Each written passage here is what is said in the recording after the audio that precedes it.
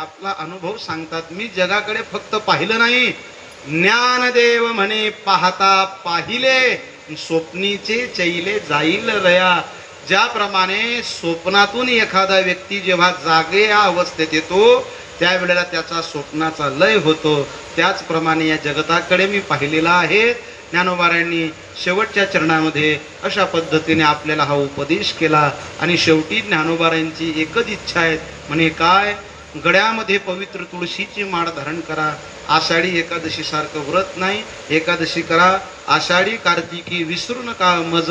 ज्याप्रमाणे भगवंत सांगतात आपण या 2 वाऱ्या तरी केल्याच पाहिजे. म्हणे महाराज एवढ्या लांब आमच्याकडून काही जाता येत नाही, मग आईसाहेब मुक्ताई आपल्या जवळच आहेत, आईसाहेबांची एखादी वारी करावी. आपण सात्विकतेने जीवन जगावं, भगवत भक्ती करावी, या जन्माची सार्थकता करून घ्यावी, एवढीच उत्कंठा माझ्या ज्ञानोबारायांची आहे. आणि ज्ञानोबारायांना आपल्याकडून तीच अपेक्षा आहे की जीवाचं कल्याण व्हावं. या हेतूने आपलं हित आपल्या आणि कशामध्ये आहेत असा शहानिशा विचार करून जीवाने स्वतःचं कल्याण करून घ्यावं, अशा प्रकारे ज्ञानोबारा आपल्याला उपदेश करतात. असो झालेली ही सेवा वैकुंठवासी हरिभक्त पारायण चेतन अरुण नेहते यांच्या प्रित्यर्थ भगवंताच्या चरणी सुपूर्त करतो आणि या ठिकाणी थांबतो. ज्यांनी या कार्यक्रमाचं आयोजन केलं ते हरिभक्त पारायण अरुण सखाराम नेहते आणि संपूर्ण नेहते परिवार यांना शतशः धन्यवाद. आपल्या श्री विठ्ठल रुक्मिणी आणि मंदिर या सर्व आपल्या परिसरातील जे काही भजनी मंडळ आहे सर्वांच्या चरणावर विनम्र भावाने नमस्कार करतो आणि या ठिकाणी थांबतो.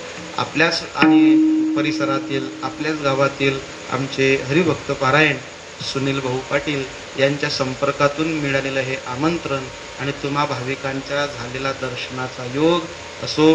झालेली सेवा पुनश्च भगवंताच्या चरणी सुपूर्त करतो आणि या ठिकाणी थांबतो.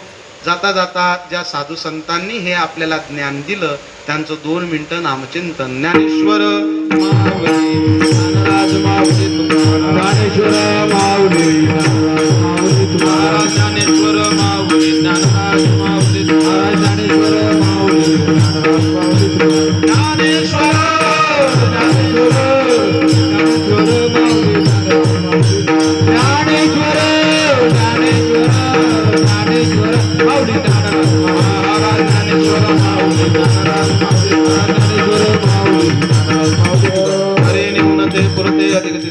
करुणे घ्यावे तुमचे मिनतसे करविली तैसे केली कटकट.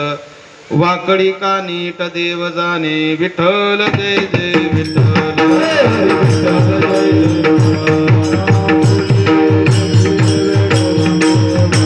महाराज महाराज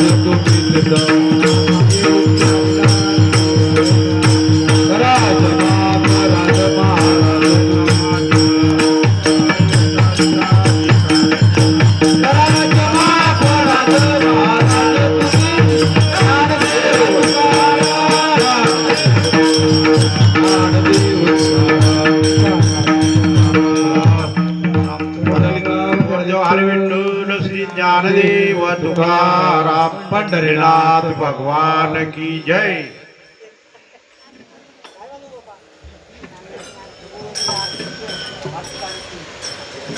चल बोबन